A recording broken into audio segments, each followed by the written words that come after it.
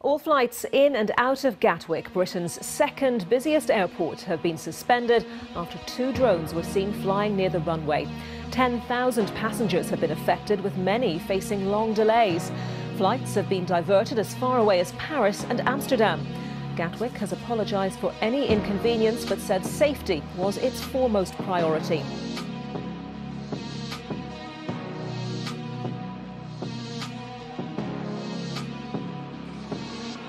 Drones, love them or hate them, have become the most technically advanced form of aerial photography and videography on the planet. A lot of people dislike drones as they are seen to invade privacy, and have more recently been hated because of the recent disruption to airport that they have caused in late 2018. Drones, however, like all things, have a purpose, and when used by the right people can provide some of the most amazing aerial footage possible.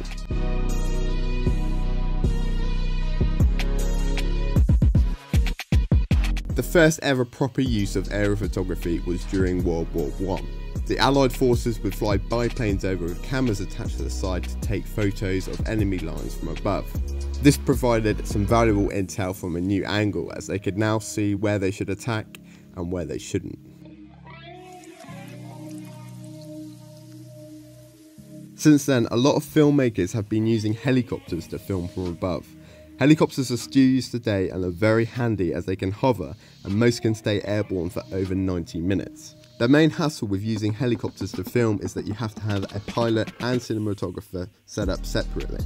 The logistics behind helicopters can also be quite tricky, as they have to take off at certain time and follow certain air traffic control procedures in order to get to the right place at the right time. If any of this stuff becomes incorrect, it can make shoots very, very expensive, as they have to redo stuff because the helicopters are not there when they need to be.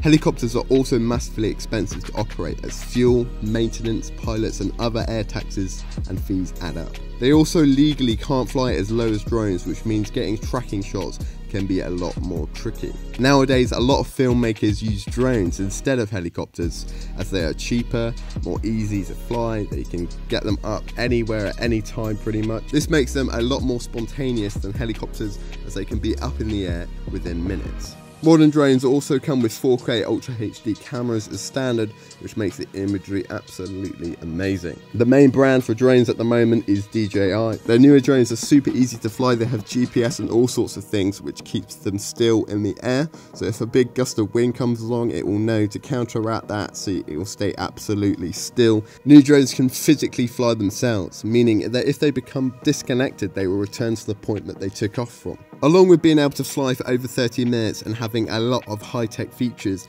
the latest drones from DJI have incredible cameras which can give stunning imagery of the surroundings. This is where cinematography comes in. With the advanced and lightweight cameras for drones, they can now film things in super high quality, which is now at the same quality as human-operated cameras used on helicopters. Frame rates and sensors in the inbuilt cameras have also improved significantly. My current drone can shoot 4K at 60 frames a second, meaning that you can slow it down in post-production to make the shots slow motion. The drone that I owned prior to this was made 3 years before and could only do 2.7K at 30 FPS. Both of these drones cost the same amount, which means DJI have advanced a lot in 3 years. All drones made by DJI also come with the latest gyro systems, along with GPS and camera gimbals, which will keep your drone steady in the air, meaning that you can take some super smooth shots. Due to the nature of drones, it's quite difficult to outline individuals, as it's more of a team effort. For large drone rigs, at least 2 people operate it. One person operates the camera while the other flies the drone in the correct flight path set up beforehand, so the drone is at the right place at the right time to get the best shot possible. Big films such as Skyfall have changed the way that people use drones in films. They use them in the first scene to track motorbikes across the rooftops, making shots that would take crane operators hours to complete. Wolf of Wall Street is another movie that hired a small production company to get some aerial shots. Most of the drone shots in the movie are used as establishing shots, but the use of drones means they can move the camera around freely in tighter spaces than a helicopter.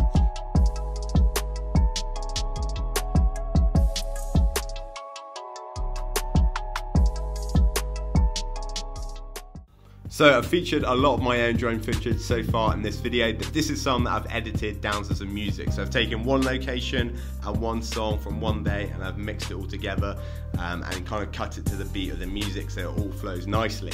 Now if we actually focus on the specific drone shots themselves, you can see some we're panning, others we're moving backwards and forwards, but all of the time we're really focusing on moving the axes as much as possible. Now a lot of the time you'll see I'm flying parallel to different things, and the rest of the time I'll be flying around things to really show off the location that we're in, which is filmed in a local place in Dorset. Now this drone shot, as you can see, I'm moving the drone to the right while panning it to the left, and I'm also panning the camera itself down a little bit towards the floor, but only a little bit, and it just makes it really, really nice.